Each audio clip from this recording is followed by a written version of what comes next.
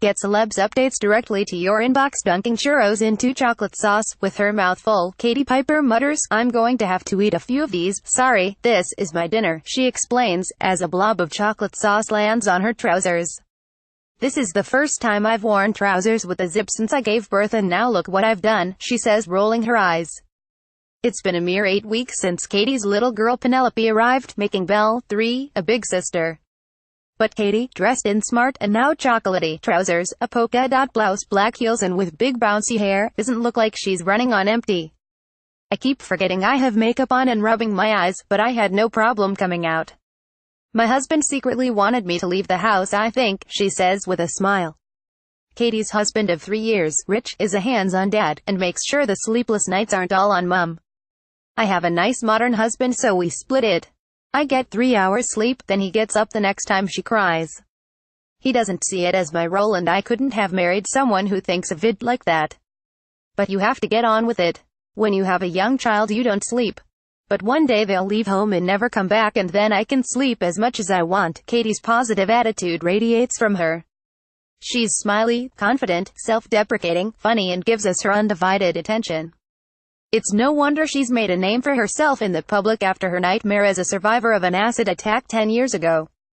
She's telling us all about her next project, a tour of the country with a one-woman show called What's in My Head. "People usually talk to me about quite dark subjects and know me because of what happened to me. But my journey is so much more than that. The show is emotional, it's self-help, it has music and dancing, and it has humor, too." We struggle to imagine what parts of Katie's past could be told with humor, but Katie explains, "I just don't take myself too seriously. I've been in so many situations where, if I don't laugh, I'd just cry.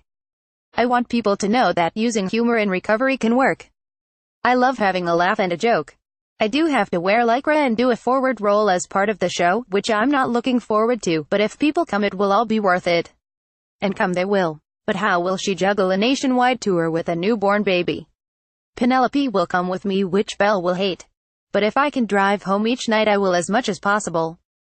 And my mum will help us out where she can, too." Mum Diane was Katie's rock after the acid attack in 2008.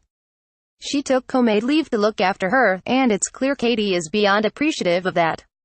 "She's just a great grandma," she beams, "because she's an ex-school teacher. She is disciplined. She tells them off, helps them with homework, but is supportive and helps me so much. I admire her strength more than anything, as well as going on tour." Katie is releasing her 6th book next week. From Mother to Daughter features extracts from her own mum's personal diary, written while she nursed Katie through her surgeries after the attack. "I'd never read anything like that before," says Katie. "It upset me. It was very hard to hear what she went through, and it's private information. So the book is more of an autobiography for the two of us. I didn't want it to be a parenting book. This is about being a woman in the modern world. What do you do when your child or mother goes through trauma?" It touches on taboo subjects and it's full on. But it's crucial reading for people who have real issues. Since 2008, Katie has had over 250 grueling operations as surgeons rebuilt her face and hands after they were severely burned by sulfuric acid. Her mum not only nursed her, but supported her emotionally. Then 4 years ago, Katie found herself doing the same for her mum after she was diagnosed with cancer.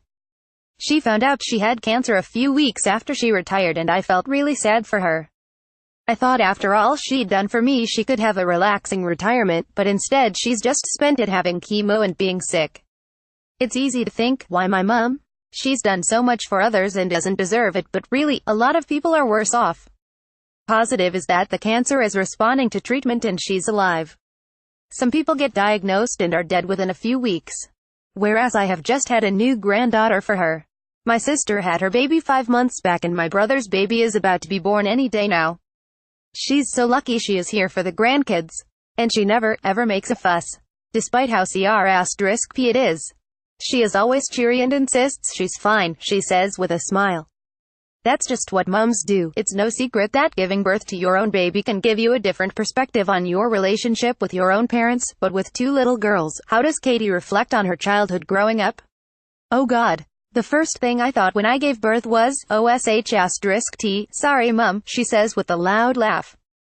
"All the times I'd say, I can smoke if I want, or, I'm dating this crazy boy. I mean, you just feel awful. Having a baby basically makes you feel like you were the world's biggest B** H to your mum. When I thought my mum was a nosy old whatever, now I know it came from that unconditional love. Teenage years aside, Katie assures us she had an amazing childhood. I was obsessed with lying on a blue rug pretending I was swimming in the ocean, not like these millennials, but we imagine it must be difficult to let her traumatic experiences not come into her mind with her own parenting. I really try not to be too protective.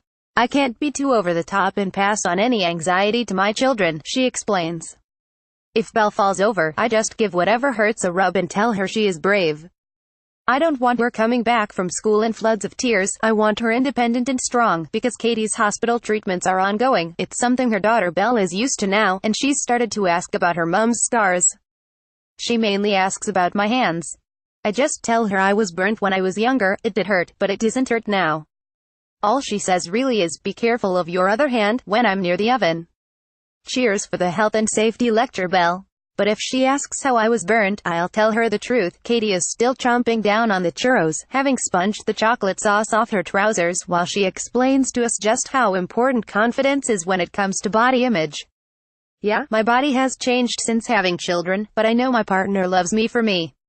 If my body doesn't look the same right now or even ever again, real love is deep-rooted on the inside. Human soul and spirit is far more important than good looks or being thin or wealthy.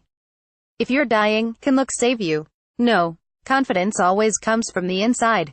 And no one is perfect. There's something about talking to Katie that is hugely uplifting. She's always refused to be a victim, and after pursuing a career in the public eye as a TV presenter before her attack, Katie has overcome her injuries and become a star in her own right. But her charity, the Katie Piper Foundation, which supports burn survivors during and post-recovery, is her biggest. It's a full-time job, she beams, which I love. It's run by me. I am a mentor there. I hold the board meetings and do the staff appraisals. I had a few survivors from the charity round my house today, she laughs. The mentoring side of the charity is very important to her. I always use my own experiences to talk to them. I say, how you feel now might feel dreadful and hopeless, but you will not always feel this way. It's hard to have perspective in dark times, but I hope that hearing it from someone who has been through it will give them comfort, she says with a smile. As Katie gets ready to head home and back to baby duties, we ask her how it feels looking back at her old self, the girl who felt so desperate. She wrote a note to her mum in hospital asking her to kill her. I am so different now. Sometimes you've just got to stop feeling sorry for yourself. It isn't productive at all. Tough love has been important to me. When everything happened, I remember my mum saying, oh, just get on with it, Katie. This is permanent, so we need to accept it and move on, and that's because she wanted me to rebuild who I was. She gave me the confidence to say, I'm not going back to my old life, and that's okay. Instead, I'm building a whole new one. How does Katie spend her Sunday? Lion or early rise? Early. At 6 a.m. Belle comes in and jumps on my head, goes on my phone and canes my dad watching Elsa and Anna on YouTube until the dog starts howling, so we all have to get up.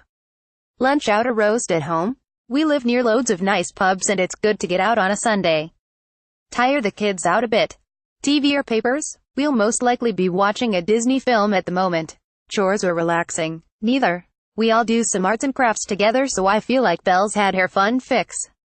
Even though she always wants to paint my eyelids with nail varnish. She likes ballet and swimming, so she goes there on a Sunday sometimes and we sit on the sideline watching it all. Hungover or fresh as a daisy? Neither, because I can't get D as